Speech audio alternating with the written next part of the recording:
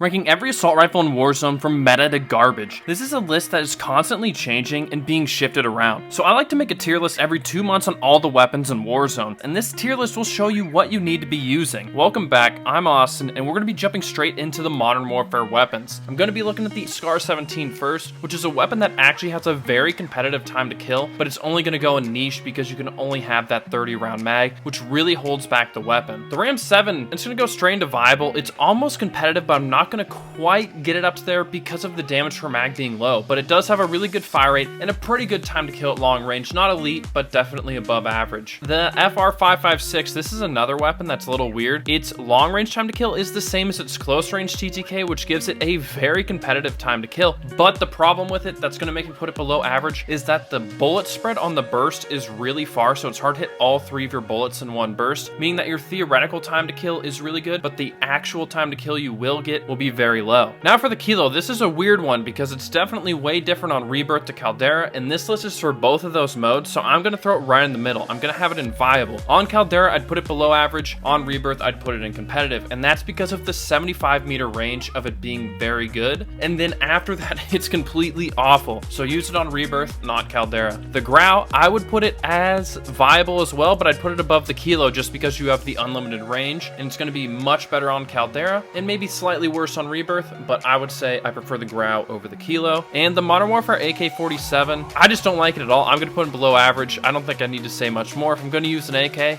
it's not going to be the Modern Warfare one. Now the Odin. This is a weapon that is actually not bad at all. I want to put it in competitive, but I'm not going to just because I'm trying to make this for the average player. This is the bar before the bar. It's the EM2 before the EM2. It's the really slow fire rate, high damage weapon. It actually has a very competitive TTK, but the fire rate's only 414 rounds per minute, which is going to make it even less forgiving than the popular bar build or the EM2. The M4A1, this was the most popular gun when Warzone was first launched, but it's definitely not competitive or meta now. I'm going to put it at the end of viable. It still has an okay time to kill at long range. Up close, definitely not competitive, so you can't use it as a sniper support, and the recoil isn't going to be nearly as nice as the Kilo or Grau or even the Ram, so I'm going to have it just at the very bottom of viable. The M13, this weapon I think is competitive. I would use it over the Grau and Kilo in a heartbeat because it has a better time to kill at long range than the Grau, and it also has unlimited long range where it has a decent TTK, unlike the Kilo. The only problem with it is going to be damage per mag, but if you're rocking this thing in duos, it's going to be amazing. In trios, you can get away with it. AN94, I'm going to throw it in niche just because you can actually get a pretty good TTK at long range, but it requires you to hit in those first like 3 bullets where the fire rate's quicker. If you miss those shots, then the time to kill sucks. For me personally, I'm never using the AN94. The AMAX, I'm honestly really upset about this one,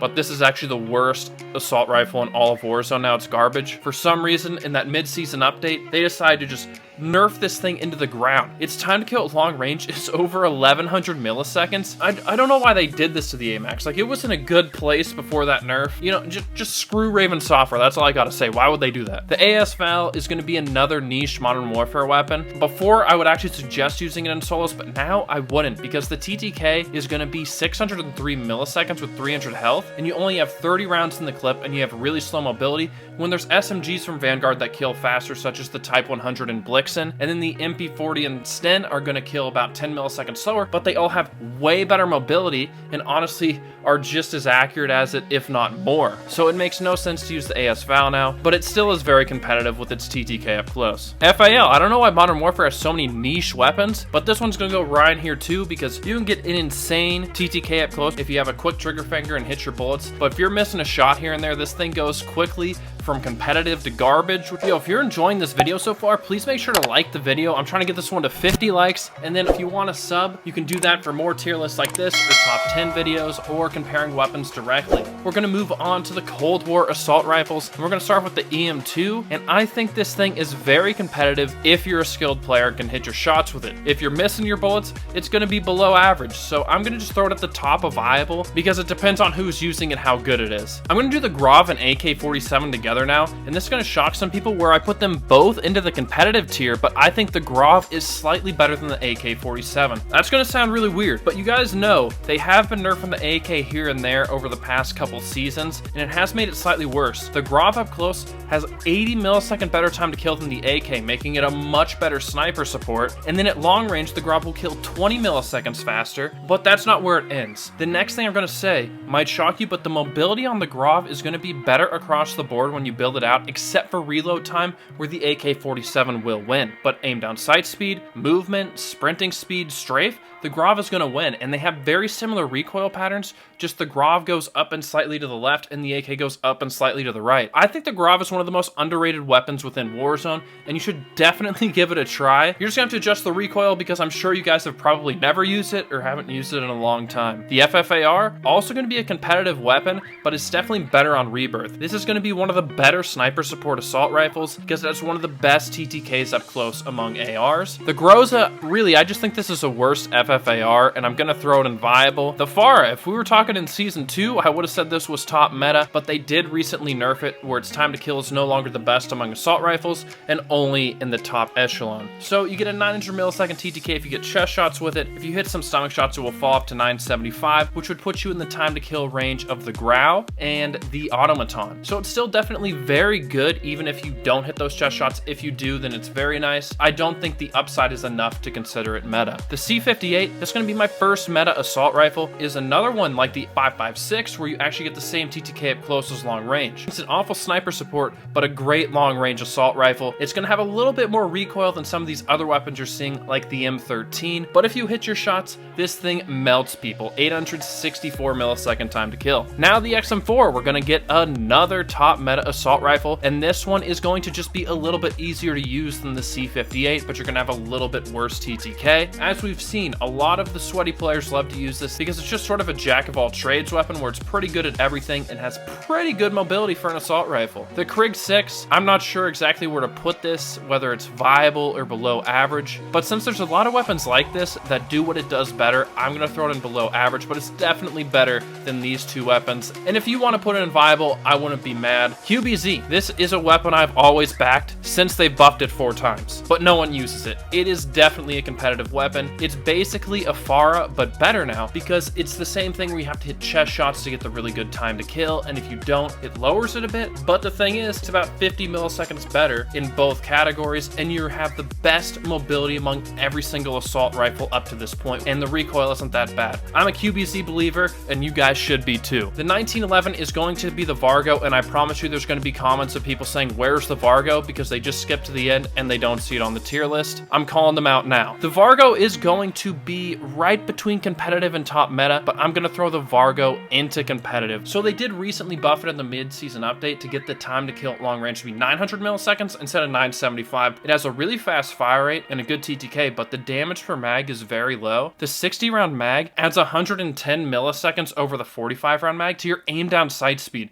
So it's going to feel absolutely atrocious if you use the 60 round mag but if you use the 45 round mag, you're going to be running out of ammo very quickly in your clip. It's a little bit of a give and take. We have finally made it over to the Vanguard assault rifles. I'm going to start off with the STG. I think we all know where this is going. So far, this is going to be the best assault rifle on the list in top meta. You can use it with a 50 or 60 round mag for what most people like to use. Personally, I like the 60 round mag because I get the 900 millisecond time to kill instead of 940, and I don't find the extra recoil to be that bad, and it's just really easy to use. Now for the Eater Burst. This is one I used to call absolute garbage, but they've actually buffed it a couple times, and I think it's made it into viable or below average. The real problem with this thing is also going to be damage per mag, and that's a burst rifle, so it's really unforgiving if you miss a shot here and there. But the actual bullets coming out of the burst are really fast, because in the Gulag, I always win with this thing, so maybe it's making me see it in a better light. The bar. This one I actually like more than the STG. It's top meta. You can pick between the STG and bar for which one you like more. And then the ammo type that you use is definitely varying. I like the BMG ammo because if you get one headshot, it lowers the time to kill to 825 milliseconds. Either way, the bar is fantastic, and so is the STG. Now we're gonna go to the NC41. We're going for another top meta weapon, and I think this one's the best in the game right now. I'm expecting them to do something about the burst barrel where you flip it to the fully automatic and you get the insane time to kill. So like if you get one neck shot with the NZ, you're gonna get your time to kill down to 724 milliseconds. The NZ just kills so much faster, even if it has slightly more recoil than the bar or the STG. It doesn't matter. If you miss a shot, you're still gonna be killing faster than these weapons. NC41 is just OP. AS44 is going to be another competitive assault rifle. They've been buffing its initial recoil recently, making it a little bit easier to use. I still find it to be really great using it as like an SMG or a sniper support weapon, but at long range, I find the recoil to still be a little bit too much for my liking in order to use it effectively. But the time to kill on this thing is absolutely busted, and I would just suggest running it as a sub. We're gonna get to the Volk. People feel very strongly about this weapon one way or the other. I'm gonna put it into viable just because it's a really good mobility assault rifle. They did nerf the strafe speed a little bit, but it's still very elite, but the time to kill isn't quite as good, so I can't put it up in competitive. The Automaton. I absolutely hate this weapon, if I'm gonna be honest, but I just can't deny that it's competitive. The amount of damage you get per bullet is super low. I think with the 300 health, it takes 14 or 15 shots to knock someone at long range, and the time to kill is like around 970 milliseconds, which I would say is maybe average. It's just really accurate, but if I'm gonna use a really accurate weapon, I would prefer one that gets a better time to kill, like the M13. The Cooper Carbide. This one is also gonna go in meta, but it's gonna be a little weird. I'd use it differently on Rebirth versus Caldera. On Caldera, I would only use this thing as a sniper support because you can get a really elite time to kill up close. Like your TTK is going to be super great. You're gonna have really accurate weapons still. But as a long range weapon, I would suggest it only on Rebirth because it takes way too many shots to kill, and if someone's like 200 meters away on Caldera, there's just a 0 chance. But on Rebirth, 100 meters out, you can definitely manage to use this weapon effectively. For the next two weapons, I'm gonna be using pistols because I don't have their images down here, so there's gonna be people in the comments asking, yo, where's the Nikita? Where's the KGM40? Well, they probably just skipped to the end to look at the list. But the 1911 is gonna be the Nikita, and I'm having trouble putting this between viable and competitive because the time to kill on it is actually pretty good, but if you build it out to be a good long range weapon that's really accurate, you're gonna have pretty bad mobility. But then if you build for the mobility to be a little bit better, the accuracy is gonna be a little bit off. So I don't really know how I feel about this. It's right in between these two categories. I'm just gonna throw the Nikita on the top of viable. If you think it's competitive, I don't have a problem with it. Top break. This one's gonna be the KGM40, and this one is definitely very competitive. I'd actually put it at the very top of my competitive tier. I'm gonna tell you why. The Krig when it was meta, but better. Pretty much all of these other weapons that might kill slightly faster than it, if you miss one bolt with them, the KGM40 is gonna kill just as fast, if not faster. And I can promise you, you're gonna miss less shots with the KGM40. And that's your list right here. If you want a list of the top 10 ARs with their best class setups, you will be able to see that on this video right here, and I'll catch you on the next one. Peace.